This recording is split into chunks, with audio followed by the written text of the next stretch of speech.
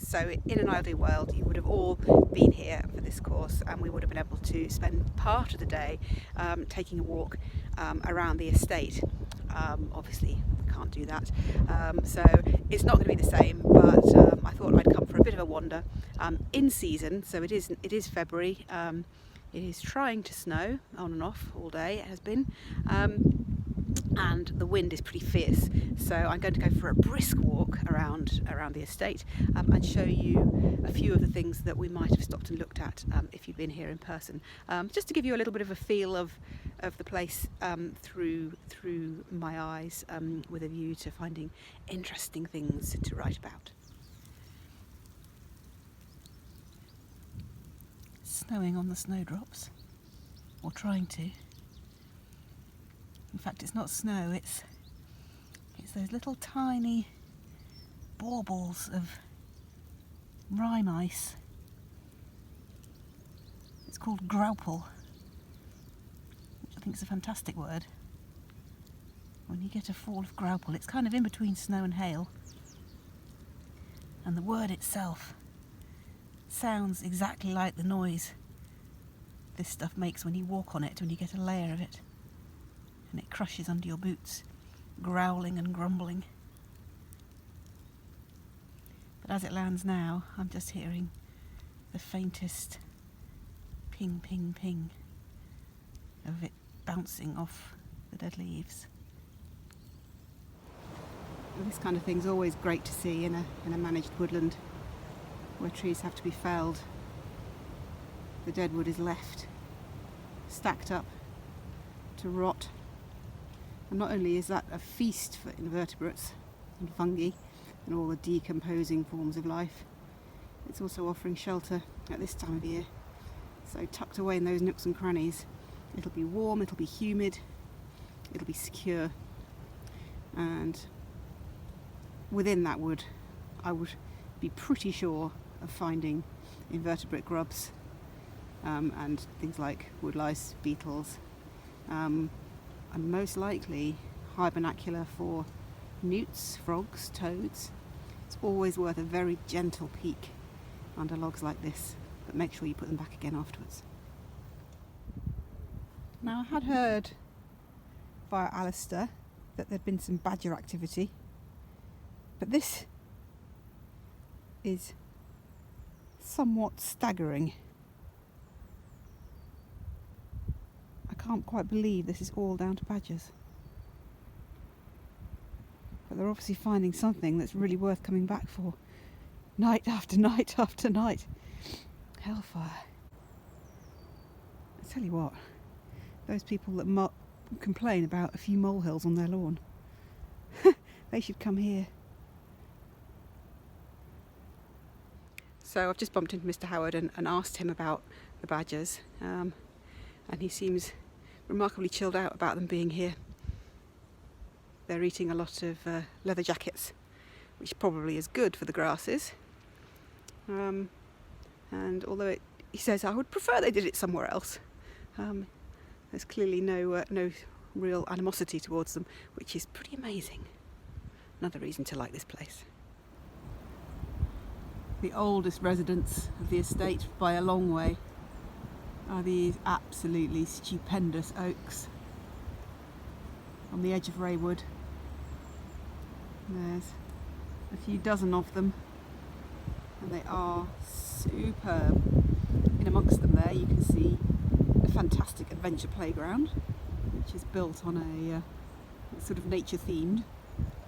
It's called Skelf Island, and on Skelf Island live the Skelfs, which are little elf-like creatures that came from the imagination of Mr. Howard when he was a boy. But the oaks here are just magnificent. There's some beach as well.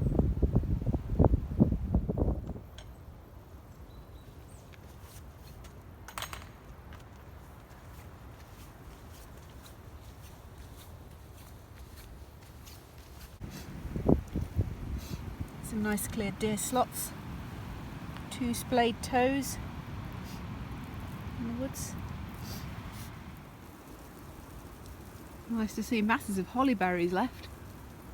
Still a feast for the blackbirds and the thrushes if they need it. And this is good to see because we're getting into the hungry time of year for all those fruit and seed-eating birds. So this is really good to see.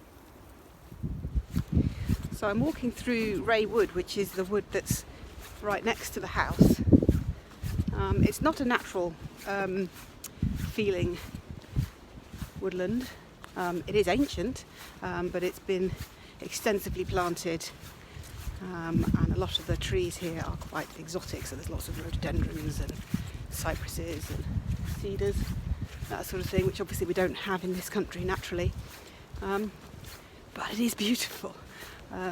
The way the paths weave around means you never know quite what you're going to come across around the next corner.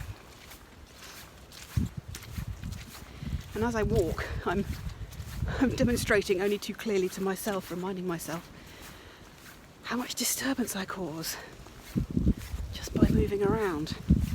So one of the key aspects of seeing wildlife when you're out in the field is stopping. So I'm going to do just that somewhere up here, just as it starts to snow more heavily, which isn't a bad thing because the sound of these little hard baubles of snow falling is going to be great for covering the sound of me. Find a spot just up here. So I thought I would take a little break, sit myself down. Stopping and sitting, just being still, is really, really important part of picking up what's going on around you. I don't know if it's just me, I suspect it's not, but when I'm walking around, my brain is having to do quite a lot of work just to move my body from place to place and avoid falling flat on my face. So sitting down opens up more channels in my brain to the input of my senses, and I'm much more aware of what is going on around me when I am still myself. And the other very important thing is, of course, when we're moving around, we are big, clumsy animals, and any other wildlife in the woods is going to be very much aware of that.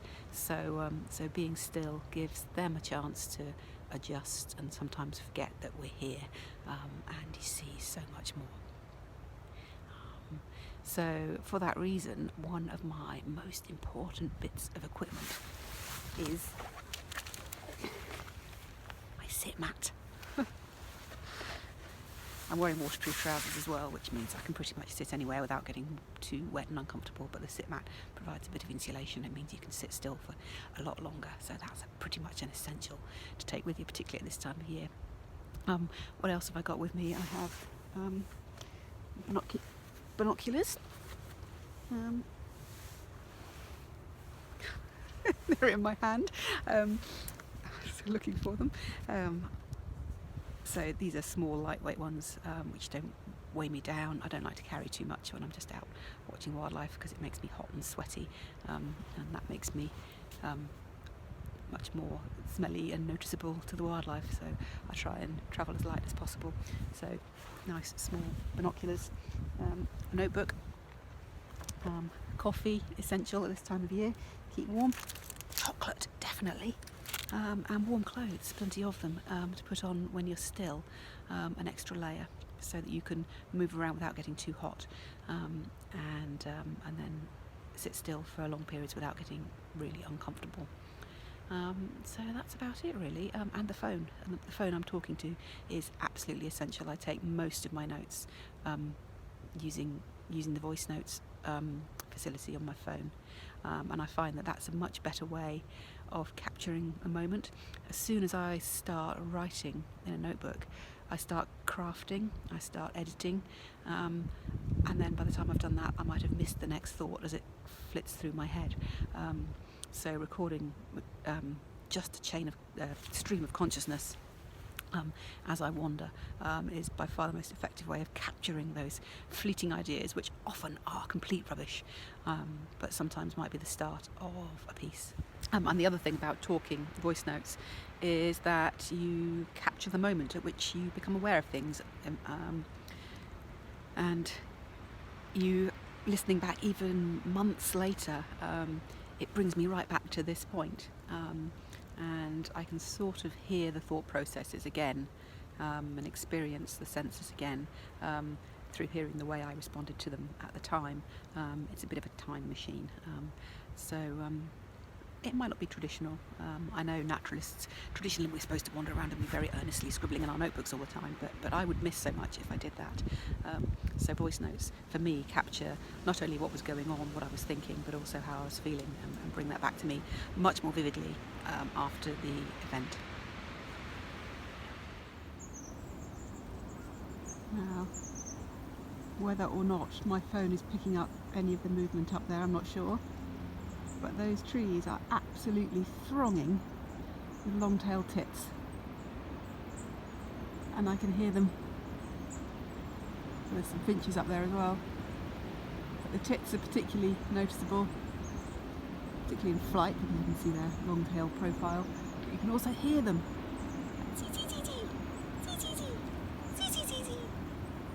Non-stop.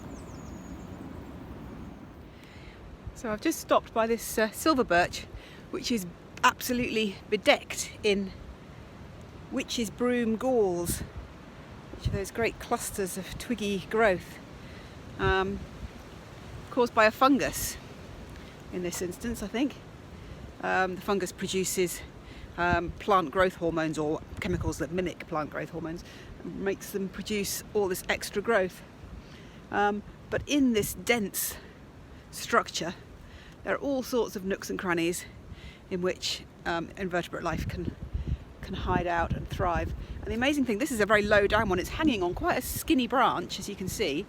And if I lift it, there's significant weight of material in that. And it just gives you an idea how much extra energy the tree is expending at the behest of these fungi living inside it. And this tree is really heavily parasitized, but it seems to be thriving all the same. Who says winter is colourless? This moss is just bursting with spring green. There's signs of it still growing, and it's rather beautifully iced at the moment with these little baubles of snow.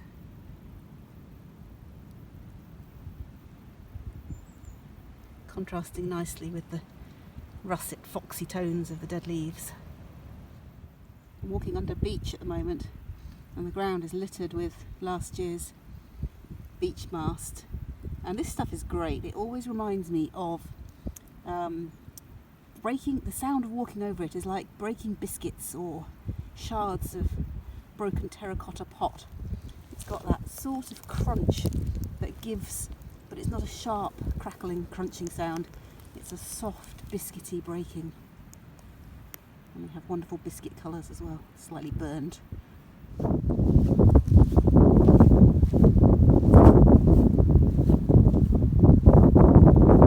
This is the Temple of the Four Winds, aptly named today.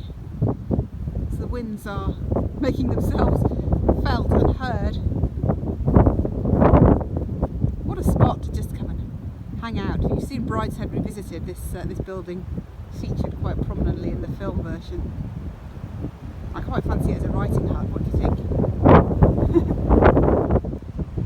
That line of sheep, I've missed the moment, but they were all very much in line on that path, that trail up towards the mausoleum, and it was almost like a line of pastel on a painting, just to emphasise the curve in the land.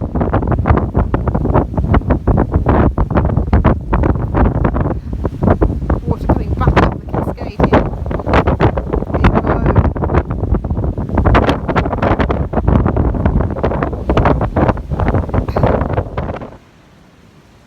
So the weather's got really rather grim. The wind is incredibly strong today and bitterly cold, so that's not necessarily a bad thing. When it does get a bit uncomfortable, you get an insight into what it must be like for a wild creature that's living out here all the time. And so I've done exactly what they would do, and that is creep into a sheltered place. I'm under a big holly, and if I hadn't come in here, then I probably wouldn't have noticed the holly leaf miners, which are living here too. So nearly all of these leaves have signs of holly leaf miner on them. You can see the little brown scar, they all have that, and then the pale green, which is the track of the leaf miner larva as it poddles around in that very sheltered, food-rich space between the two layers of the upper and lower leaf surfaces. What's it like in there? Quiet, sheltered, green world that it lives in for all those months. This space I've crawled into is really off the beaten track, and yet there are signs that it's been quite intensively gardened in the past. Not only the trees, but in amongst the trees and the bracken, the dead bracken and the dead leaves, there are absolutely thousands of daffodils shooting up. And where they are here, no one's really going to see them. They're just continuing doing what they've done in the decades since they were planted. But I bet it's a hive of insect activity in here in the spring.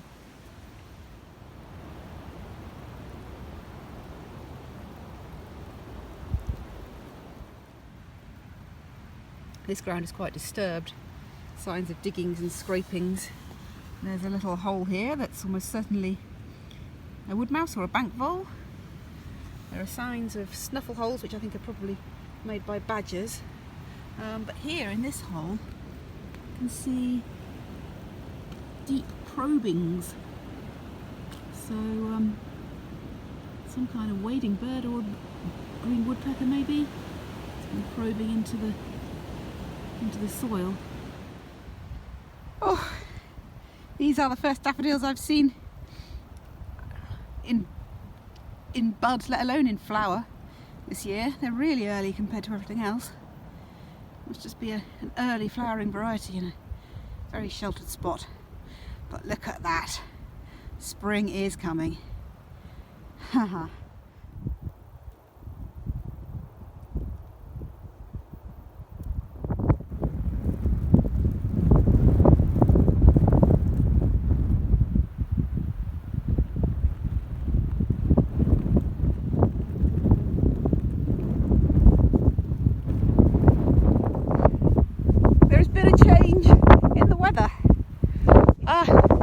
For the better, really. In the time it's taken me to leave the estate, the formal part anyway, out to the grounds, behind a couple of winds,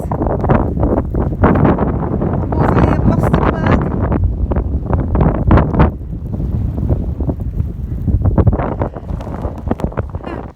There is a view that hasn't changed for a couple of centuries. Could be one of those paintings that now hang in the gallery in the castle. Some of the many goldfinches just perched on the fence there. There's been a big flock, mixed flock of finches, goldfinches, greenfinches, linnets. And they are twittering away, and they're loving the margins. And the burdock there's another one on the wall. Oh, they are such beautiful little birds. I wish I had a lens that I could zoom in on them better for you. But they are so startlingly colourful. And they're only about 3 metres from me. Little gifts of light, as Robert Macfarlane calls them. Just walking up onto the New River Bridge.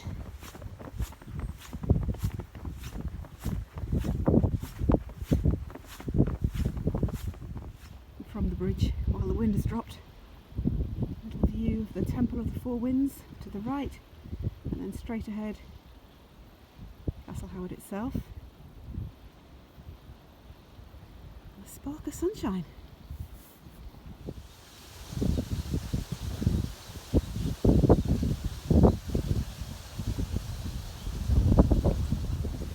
Now the wind's dropped.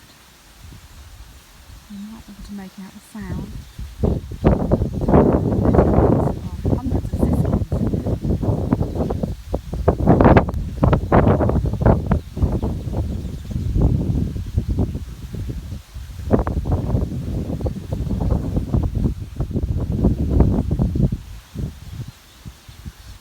They are feeding on the alga cones, the tiny seeds of the alga.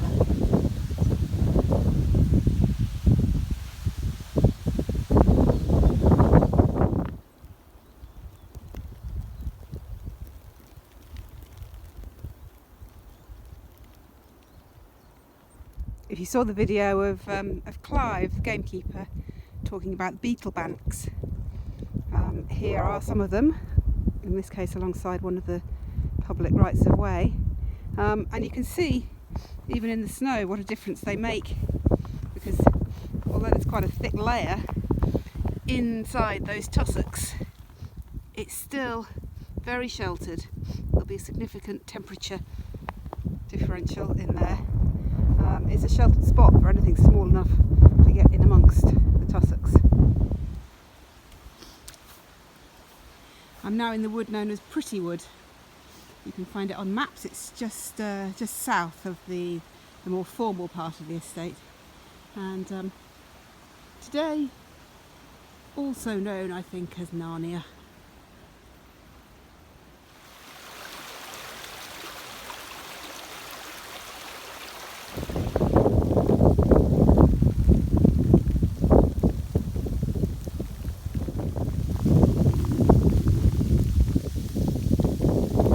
Incredible hissing noise, cumulative hiss of the snow, how it's pinging off the myriad surfaces in the wood.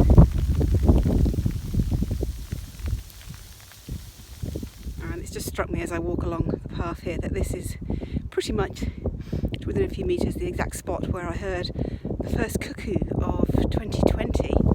So last May we were walking along here, and this section of path was fringed with bluebells and red campion, that gorgeous spring, sort of lurid spring combination of violet and pink, shocking pink, and here it was that I heard the cuckoo calling. So that's something that's interesting if you want, in terms of place writing. There are different kinds, but obviously if you're writing about a patch you know well, then knowing it all in all seasons is a wonderfully powerful thing, because the memories stay with you every time you walk past a spot where you saw something that might have been ephemeral or heard something. It's still lodged there in your memory. I'll try and find a clip, because I think I recorded that particular cuckoo calling, and I hope I will hear the same one calling again in a few months' time.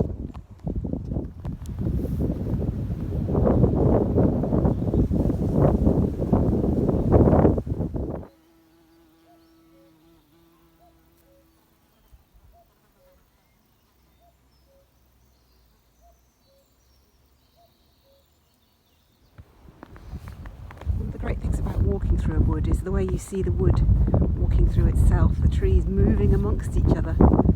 As you progress, you get that parallax shift. I always get the feeling that the trees are walking alongside me. The whole landscape is studded with follies and monuments.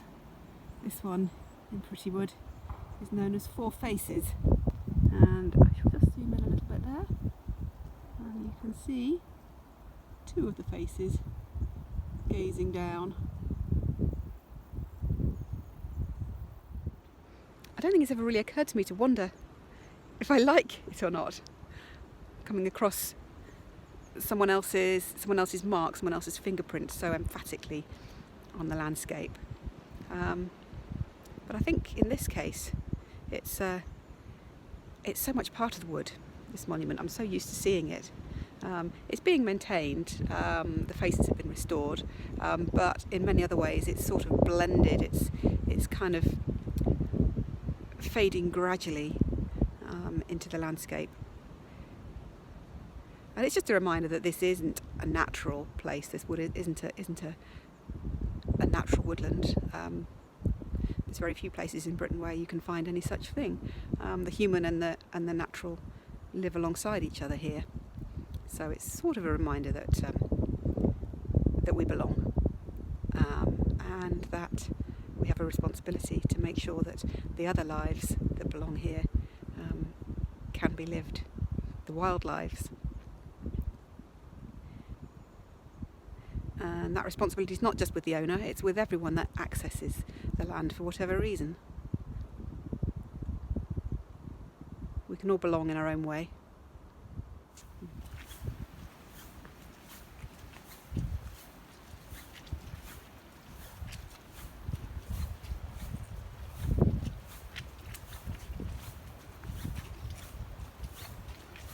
This is the king oak, which is the biggest tree on the estate,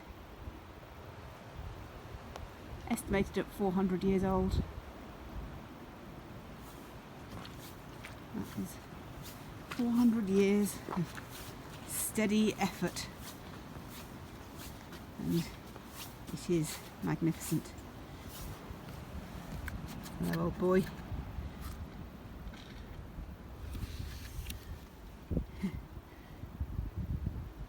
I absolutely love this tree.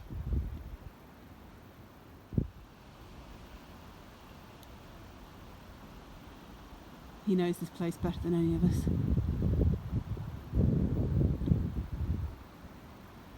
Just patiently waiting, burst into leaf, the 400th and something time in a couple of months. I just get the feeling that not much would surprise it. Nothing humans do would surprise him.